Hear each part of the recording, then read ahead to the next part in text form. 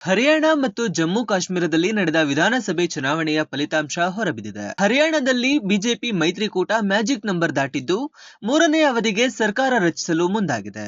ಗೆಲ್ಲುವ ಹುಮ್ಮಸ್ಸಿನಲ್ಲಿದ್ದ ಕಾಂಗ್ರೆಸ್ಗೆ ಭಾರಿ ನಿರಾಶೆಯಾಗಿದೆ. ಇನ್ನು ಜಮ್ಮು ಕಾಶ್ಮೀರದಲ್ಲಿ ಇಂಡಿಯಾ ಕೂಟ ಮ್ಯಾಜಿಕ್ ನಂಬರ್ ದಾಟಿದ್ದು ಸರ್ಕಾರ ರಚಿಸುವತ್ತ ದಾಪುಗಾಲು ಹಾಕಿದೆ. ಸರ್ಕಾರ ರಚಿಸುವ ನಿರೀಕ್ಷೆಯಲ್ಲಿದ್ದ ಬಿಜೆಪಿಗೆ ಮುಖಭಂಗವಾಗಿದ್ದು ಪಿಡಿಪಿ ಪಕ್ಷವನ್ನು ಕಣಿವೆಯ ಜನ ತಿರಸ್ಕರಿಸಿದ್ದಾರೆ. 90 ವಿಧಾನಸಭಾ ಕ್ಷೇತ್ರವುಳ್ಳ ಹರಿಯಾಣದಲ್ಲಿ ಬಿಜೆಪಿ 48 ಕ್ಷೇತ್ರಗಳಲ್ಲಿ ಗೆಲುವು ಸಾಧಿಸಿ ಮ್ಯಾಜಿಕ್ ನಂಬರ್ ದಾಟಿದೆ.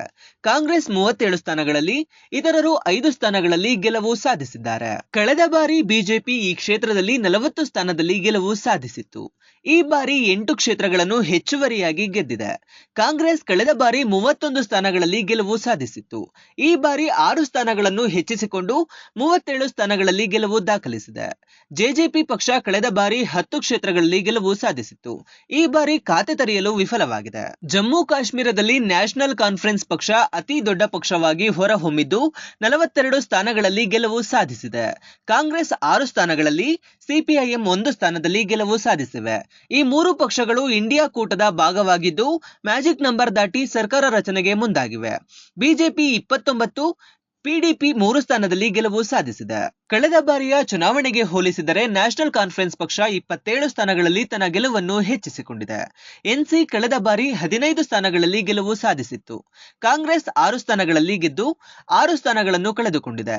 ಕಳೆದ ಬಾರಿ ಕಾಂಗ್ರೆಸ್ 12 ಕ್ಷೇತ್ರಗಳಲ್ಲಿ ಗೆಲುವು ಸಾಧಿಸಿತ್ತು. ಸಿಪಿಐಎಂ ಕಳೆದ ಬಾರಿ ಗೆದ್ದ ಕ್ಷೇತ್ರವನ್ನು ಮತ್ತೆ ಉಳಿಸಿಕೊಂಡಿದೆ. ಎಂವೈ ತಾರಿಗಾಮಿ ಅವರು ಸತತವಾಗಿ 5ನೇ ಬಾರಿ ಗೆಲುವು ದಾಖಲಿಸಿದ್ದಾರೆ. ಇವರನ್ನು ಸೋಲಿಸಲು ಹಿಂದೂ ಮತ್ತು ಮುಸ್ಲಿಂ ಮೂಲಭೂತವಾದಿಗಳು ಒಟ್ಟಾಗಿ ಕೆಲಸ ಮಾಡಿದ್ದರು.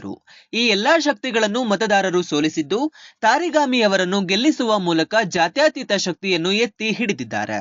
ಬಿಜೆಪಿ 29 ಕ್ಷೇತ್ರಗಳಲ್ಲಿ ಗೆಲುವು ಸಾಧಿಸಿದ್ದು 4 ಕ್ಷೇತ್ರಗಳಲ್ಲಿ ತನ್ನ ಗೆಲುವು ಹೆಚ್ಚಿಸಿಕೊಂಡಿದೆ. ಹಿಂದುತ್ವದ ಮೂಲಕ ಕೋಮು ಧ್ರುವೀಕರಣ ಮಾಡಲು ಪ್ರಯತ್ನಿಸಿದ್ದ ಬಿಜೆಪಿಗೆ ಮತದಾರ ಕಪಾಳಕ್ಕೆ ಬಾರಿಸಿದ್ದಾನೆ. ಇನ್ನು ಹರಿಯಾಣದಲ್ಲಿ ಬಿಜೆಪಿ ವಿರುದ್ಧ ಇದ್ದ ಆಡಳಿತ ವಿರೋಧಿ ಅಲೆಯನ್ನು ಬಳಸಿಕೊಳ್ಳಲು ಕಾಂಗ್ರೆಸ್ ವಿಫಲವಾಗಿದೆ.